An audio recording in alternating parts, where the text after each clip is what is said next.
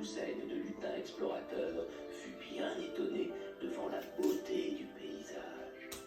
Lacs, prairies et montagnes s'étendaient à perte de vue.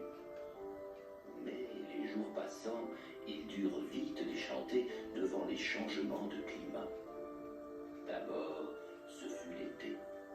Il n'y avait aucun abri naturel où ils se trouvaient et les arbres étaient bien fluets. Aussi, leur peau, rougie par les rayons du soleil, se mit lentement à cuire. C'était insupportable. Ils demandèrent à leur grand chef de revenir chez eux, mais celui-ci refusa.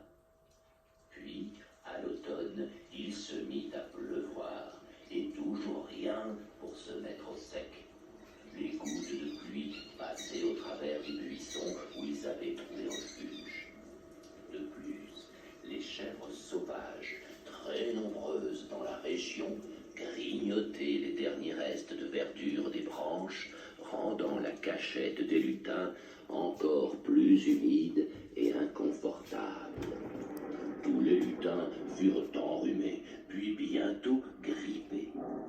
Encore une fois, leur grand chef, n'écoutant pas leurs plaintes, refusa leur retour.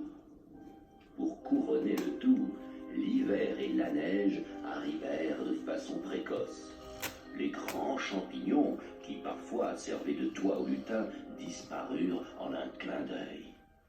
Serrés les uns contre les autres, les pauvres bougres, grelottant de froid, réclamèrent pour la 3e fois qu'on les ramenât chez eux.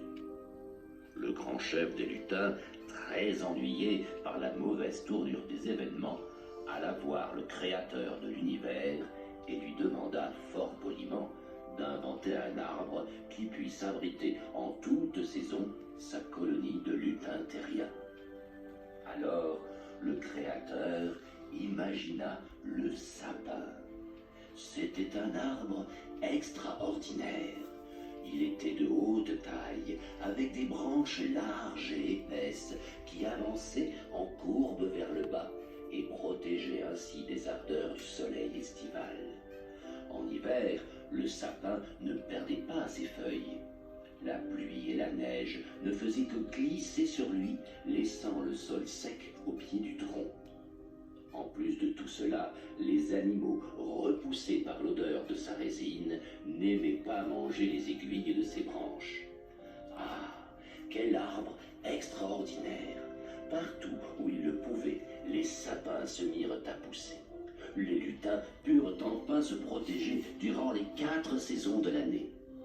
Ainsi, pendant des siècles, ils prospérèrent dans le bonheur et la joie. Mais un jour, les hommes furent si nombreux que les lutins qui n'aimaient vraiment pas être à l'étroit décidèrent de quitter la planète Terre pour aller chercher le calme ailleurs.